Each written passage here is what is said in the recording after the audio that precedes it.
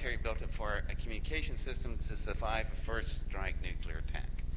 Now, what you're playing with out there is a pretty nifty system, but you think you're really big and bad on your little computer with the internet and web and talk to everybody in the world. That's kind of cool. But let me tell you something. You're only pushing less than 5% of that grid's capacity. What's in the other 95%? Good question. There is, in the commercial side, there is products and services coming that you're just not going to believe. One of the things that we can do with this system is the telecommunications. The way the system worked for the military, a ground user, such as a combat soldier or a military aircraft, can look onto any 4 satellites within the satellite grid. Those satellites will then initiate a search system where we will start locking onto the systems. And with that, we can tell whether you're a ground base or sea base or an air base object. We can tell how fast you're moving within a fraction of 1 mile per hour. We can estimate your ETA, the estimated time of arrival, within a millionth of a second, and all this acquisition data is occurring in 1 nanosecond, 1 billionth of a second. We're pretty fast out there with that. So anyway, once this system right here goes into effect, the first thing to happen, well, let me give you a little dates here. We got the grid in at the very last satellite parked in the system came online August 1st, 1991. What happened the next day? Gulf War, Kuwait is invaded. And we're all sitting there looking at this going, this is too good. God. Somebody write Hussein a thank you card. Oh, bless his little heart. He invaded that country. See, we want to test this grid. This grid is so powerful, there's no way to test it, really, unless you got a full-scale, real, live, honest-to-God war. Okay, well, you just don't go out and invent one of those. At least some of you might disagree with that. But I've been hanging around metaphysical people too long. They're messing with my head, I'm telling you.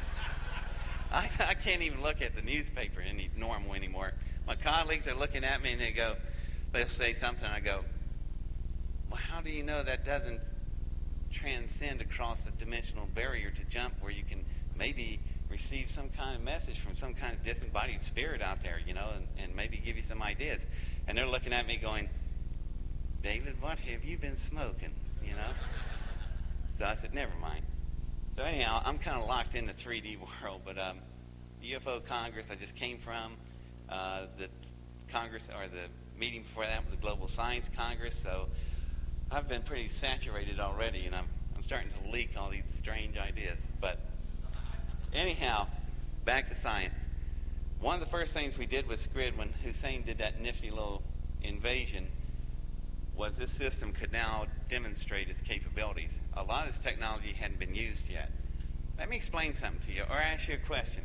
I'm sure did anybody watch the Gulf War on TV? Stupid question. Who did not watch it? Bless your hearts. I'm with you guys. But anyway, y'all watched the Gulf War, and it was like one of the neatest, technological soap operas going on. All this technology we hadn't even tried yet. We've had different pieces of it come together, but not everything at one time. Believe me, we dumped everything we had at that guy. So, if you thought about it, here you have an aircraft carrier sitting out in the Gulf, Persian Gulf. It fires at a Tomahawk missile, a cruise missile. This thing goes sailing out of the ship, spreads its wings, and takes off. It's going to fly about 300 feet, sometimes as low as 100 feet off the ground. But that's about the height of a 10-story window. It's going to fly about 450 miles, from here to San Francisco? Is it about the same distance? Well, when you get there with it, you're going to go through Main Street in Baghdad, hook a right at the square, go down to the 2nd Street, turn left, and strike the second building on the left and go in that third window on the right. Got that? No problem. And we did. The military of Hussein is not quite as honorable as the way we do it. They build their central intelligence building in between a hospital and a school. sitting right in the middle. Can't bomb it, you know. A cruise missile can come flying in the window, and the last thing you see is somebody standing out the window going, that's it, it's all over with, and take out that entire building without hurting the school, the hospital on each side of it. So if you think about that for a minute, how do they do that? GPS, Global Positioning System, was allowed the coordinations for us to be able to maneuver through all that system. So the first thing that they did is they dropped a sergeant behind the enemy lines. And when he got there, he set up his GPS coordinator. Now he's looking out over the battlefield. Here comes 2 Iraqi tank divisions. That is about 60-some tanks and about 30,000 men. He sits there and he starts punching in his coordinates, and he is driving artillery in at a 1 square inch pattern accuracy. 1 shell severs the turret right off a tank per shot. At the end of the day, this man by himself, it's tough and war, he killed 30,000 people and 60 tanks all by himself. Now, people go, that's awful. Well, war is not a fun place to be. It is awful. But would you like the alternative? Would you rather have your 18-year-old son out there facing those tanks? No. We have one little sergeant sitting out there, and he'd tuck everybody out. Sergeant York, eat your heart out. So, the only thing the sergeant complained about, his fingers were tired. So, that's the power of technology. And it's even more powerful. This is all going through the same system you play with the internet with. Keep that in mind. Other things that it can do, I just told you, precision weapon delivery, terminal navigation, landing, approach capability. You can be in a solid night landing, tremendous storms, have your navigation shot up, and GPS will take you within a 12-inch accuracy pattern landing. We'll know where you are physically within 12 inches, anywhere on the surface of the earth in a millionth of a second. Pretty nifty. They help with land operations in the military. They also navigation performance and jamming the environment. I wish you could maybe see what the Iraqis saw on their radar when we fired the system up. Imagine, it was everything they had electronically just started snowing out and then scrambling and making all kinds of noises. Kind of looked like something like a frog in a blender. Okay, pretty rough. So anyway, that's extremely helpful in jamming navigation. The other thing that we did, have you ever thought about it? In the entire war was an air war. Basically, we had a lot of people on the ground, but the real assaults were occurring. We flew almost 1,500 attack missions. We had a lot of pilots shot down, but only a few captured. So what's going on? When the plane would go down and crash, and even if the pilot's unconscious, the GPS systems go off, and we know where that pilot is laying on the ground within 12 inches. We send in a Delta force that obliterates everything in the area. We pull the pilot out and go home. The Iraqis think, well, why are the Americans doing a major offensive in this area? We're not. We're extracting a pilot. The reason some pilots were caught, they landed right in the middle of a huge Iraqi battalion, so you just couldn't go in there and pull him out. So that's why we only had just a few pilots caught. So that was a really handy system. Unlike Vietnam, we didn't have GPS then. We wouldn't have lost but a few of our pilots. So that's military applications of the GPS system. Now enters my little crowd, and we start doing subsystems, and we redesign the modifications for commercial applications. First thing we're going to do is we hook it to aircraft. Now imagine, I fly a lot, and I look out the window and I see these planes going by, and I thought, last thing I want to see is like the nose of an aircraft coming at me. So collisions can be avoided because how close can we tell where things are? 12 inches.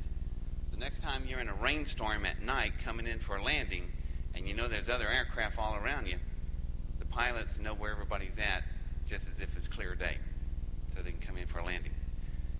Other things we can do, vehicle monitoring, so we can tell how many cars locked into place and then tell the city governments, y'all got to do something about that bottleneck over there. In this town's particular case, I don't know what you're going to do about it. You got more bottlenecks than a dog's got fleas. So, law enforcement can use the system. Might not like this one. A guy way out in the desert, right? Locks on GPS. You go whizzing by. He knows how fast you're going in a fraction of 1 mile per hour. Hey, David, wait a minute. This is not so good. So anyway, we can take tankers out of the harbor when they're fogged in. That's a real advantage. And there are other systems that we're going to do. This system I am in the process of building right now, is extremely political. There's a problem with the politics of this type of technology I'm about to do, and I'm sure y'all have something to say about it. Right now, in the state of Florida, there are 3,000 convicted felons. Some of these guys wielded axes and killed a bunch of people. The Attorney General has to release these people. Have to. He's being ordered by the United States Supreme Court to release them. You know why? They violated their civil rights because the prisons are too crowded in Florida, so they've got to release them. And I'm sitting there going, what's wrong with this picture? We're going to turn loose, Al the Axe Man over here out on the street. I mean, this is insane.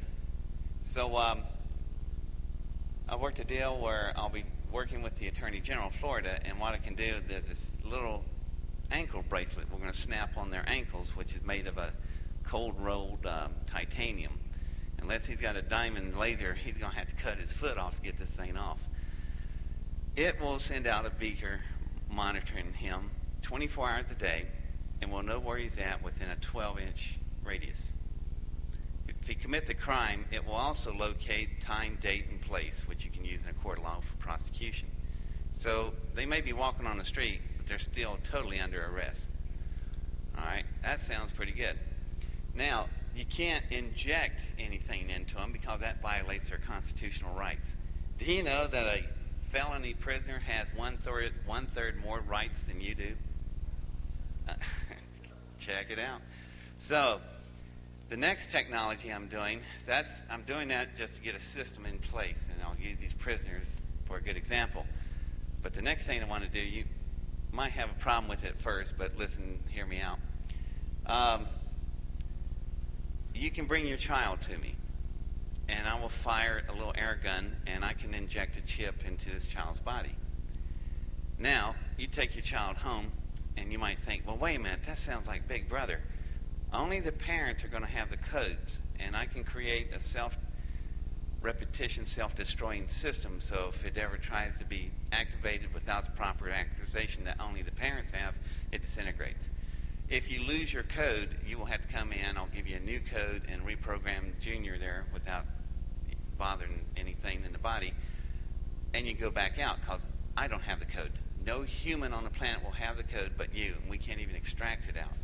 So that eliminates Big Brother out of the picture. Now, that child's out there playing in their yard, and she just suddenly, you go in to get something to drink, come back out, and your child's gone. Your little girl's gone. You call in the code activates it, and we'll track that child anywhere within 12 inches on the surface of the planet. We can do it in 1 millionth of a second. We'll notify the police, let them